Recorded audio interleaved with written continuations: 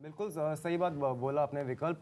सिर्फ जस्टिस काटजू ही नहीं, दूसरी राजनीतिक पार्टियां हो, चाहे वो ममता बनर्जी हो, चाहे अमर सिंह हो, क्या चाहे दूसरे नेता हो, जिस प्रकार से संजय दत्त को सपोर्ट में आ रही है लोग, ऐसे दूसरे लोगों के लिए भी सपोर्ट में आना चाहिए। किस प्रकार से जो कश्मीर में ऐसे काफ़ी सारे लोग हैं जिनका आतंकवादी गतिविधि में कोई हाथ नहीं था, जबरदस्ती उनको फंसाया गया और आज तक जेलों के अंदर बंद है, उनके गुहार के लिए तो कोई सामने नहीं आ रहा है। लेकिन बिल्कुल गलत मानते हैं ना कि हमारे लोगों की विचारधारा कुछ ऐसी है कि सेलिब्रिटी जब आता है तो हमारे दिल पसीज जाते हैं। वो सेलिब्रिटी, अगर आप उनको सेलिब्रिटी के नजरिए से मत देखिए, आप आम आदमी के नजरिए से देखिए। आम आदमी भी चाहता है कि उनको माफ किया जाए, क्योंकि गौरव एक बात, आप यहाँ पे थोड़ा सा इमोशनल हो रहे हैं। आपको नहीं लग रहा है कि आप उनके फैन बनकर ज्यादा बात करें? क्या कानून की बराबरी आपके लिए मायने नहीं रखती?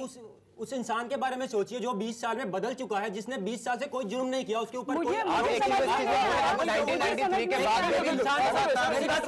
एक इंसान को सजा इसलिए दी जाती है ताकि वो सुधर जाए। जब वो इंसान सुधर चुका है, समझ में नहीं आ रहा, मीडिया गौरव बार-बार कह रहे हैं संजय दत्त सुधर चुके हैं, आम नागरिक भी ये जानता है कि वो सुधर चुके हैं, तो इसलिए उनको सजा नहीं मिलनी चाहिए, उनको माफी की मिलनी ही चाहिए। मुझे समझ में नहीं आ रहा है कि उनके लिए अपील इसलिए की जा रही है क्योंकि मीडिया सामने आ रहा है, कुछ फैंस है उनके, और उन्होंने 1-2 एनजीओ खोल दिया, इसलिए जो लोग इतने मारे गए थे उसको हम भूल जाए। रेखा, मैं गौरव को यही बताना चाहूंगा कि वो बोल रहे हैं उन्होंने कोई जुर्म नहीं किया। जी बिल्कुल, मैं दर्शकों को ये बताना चाहूंगा, सन 2000 में संजय दत्त को महेश मांजरेकर के साथ अनीस इब्राहिम और अबू सलीम से बात करते हुए पाया गया था, तो आप कैसे कह सकते हैं कि वो किसी भी भागीदारी में लिप्त नहीं थे? आतंकवादियों के संपर्क में रहे, गैंगस्टर के संपर्क में रहे, तो हम कैसे, अगर मुन्ना भाई बनने के बाद, गांधी की पिक्चर बनाने के बाद, हम कैसे कह सकते हैं कि वो आदमी बदल चुका है? और सबसे बड़ी बात, अगर वो इन्वॉल्व नहीं थे तो उन्होंने आखिर AK-56 खत्म करने की कोशिश की थी, पॉइंट पे उन्होंने बहाने की कोशिश की थी और बाद में उसके सबूत भी मिले। बात है अब की वो इंसान बदल चुका है, बदलने का पैमाना क्या है?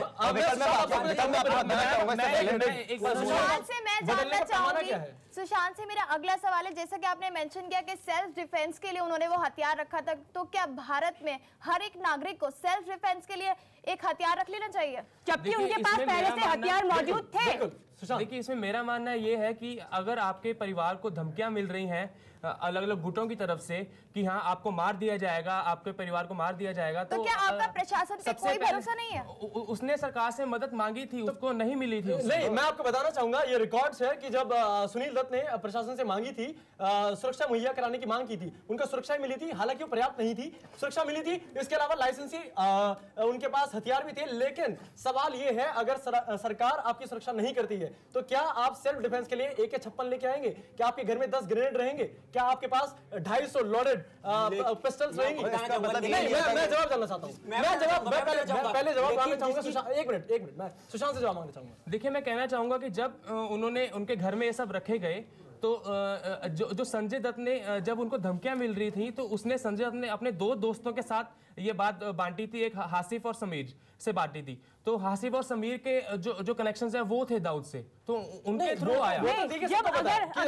हासिफ समीर थे उसमें, और कड़ा वाला थे, इसके अलावा अबू सलीम भी उनके घर पे आए थे। ये बात दाऊद ने उनको हथियार भिजवाए थे, लेकिन ये गलत है ना, आर्म्स एक्ट के तहत वो दोषी हैं, तो उनको फिर माफी की सजा क्यों?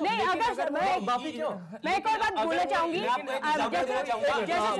सुशांत कह रहे कि उन्हें पता नहीं था और वो नहीं जानते थे कि ये यूज होने वाला है, तो जेबी निशा केस में आखिर जेबी निशा को सजा क्यों दी जा रही है? उसकी जगह निशा के लिए भी काजू अभी भी खड़ी है, जस्टिस काजू अभी भी हम ये नहीं कह रहे,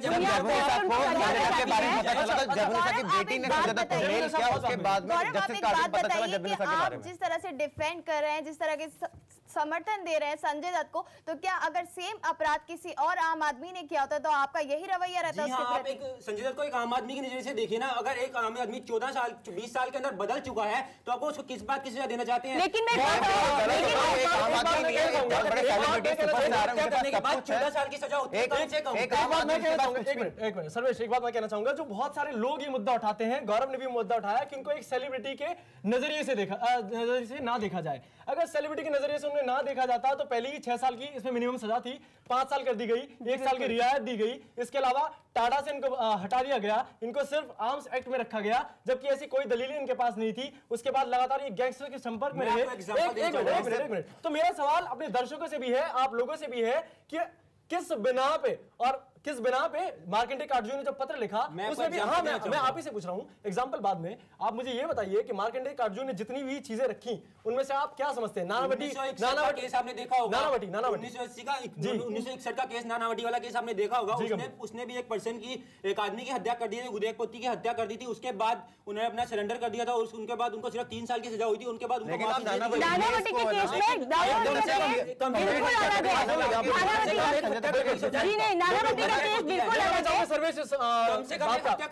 उम्र कैद होती है तो उनको माफी मिली थी। तो इसी नानावटी केस से आप कंपेयर नहीं कर सकते, बिल्कुल कंपेयर नहीं कर सकते। अगर संजय दत्त को इस बारे में पूरा पुक्का पता था कि मेरे घर में हथियार रखे जा रहे हैं, आप भी थोड़ा मुद्दे से भटक रहे हैं। मुद्दे से अगर नानावटी की बात करते हैं, नानावटी बिना पे मैं उसी पे आ रहा हूं कि नानावटी मुद्दे से भटके नहीं तो अच्छा होगा। नानावटी की जो हमने बात की, नानावटी एक तो लेफ्टिनेंट कर्नल नानावटी जो थे और वो पहले भी एक तो ये बात है कि एक मर्डर किया खुद आके उन्होंने, नानावटी केस में सबसे बड़ी उन्होंने खुद सरेंडर किया था और उनके 3 साल की सजा भी काटी। बिल्कुल, और उसके बाद कनाडा चले गए। आज तक उनका कोई ऐसा रिकॉर्ड नहीं है। जबकि संजय दत्त दूसरी बात ये भी, जबकि संजय दत्त का 1993 के बाद भी 1993 के बाद लगातार संपर्क बना रहा उनका दाऊद इब्राहिम और उनके भाई के साथ। नानावटी केस के बारे में अगर हम बात कर रहे हैं तो क्या हमें सलमान खान के केस के बारे में भी बात करनी चाहिए? उनका भी तो कंपैरिजन हो सकता है, वो भी एक बॉलीवुड पर्सनालिटी है। बताना चाहूंगा सलमान खान के ऊपर उसके बाद भी कई आरोप लगते रहे हैं, लेकिन संजू बाबा के ऊपर उसके बाद कोई आरोप नहीं लगा। उन्होंने बहुत कुछ किया देश के लिए, आप जानते हैं। लेकिन सलमान खान के बाद उसके बाद भी आरोप लगे। सलमान खान बदल चुका है तो आप उसको किस फिर वही बात अगर आप बात कर रहे हैं एनजीओज की तो वो तो सलमान खान ही चला रहे हैं। लेकिन एक इंसान जिसके ऊपर आरोप नहीं लगा 20 साल के ऊपर, 20 साल के अंदर उनके अंदर कितना बदलाव आया है। ये एक मीडिया ही नहीं है, एक अभिनेता ही नहीं, आम आदमी भी कहता है। 250 लोग के जो आरोप है, एक बात मैं, एक अंग्रेजी में बहुत अच्छी कहावत है, justice delayed the justice denied.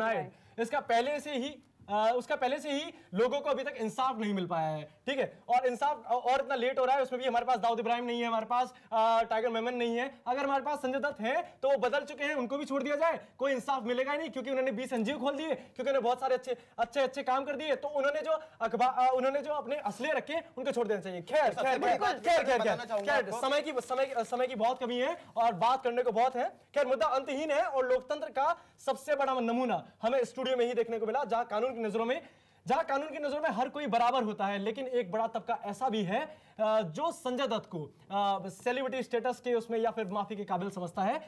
खैर खबरों का सिलसिला बना रहेगा, खबरों का सिलसिला यूं ही जारी रहेगा। देखते रहिए न्यूज़ 24 और आप सभी का स्टूडियो में आने के लिए स्वागत।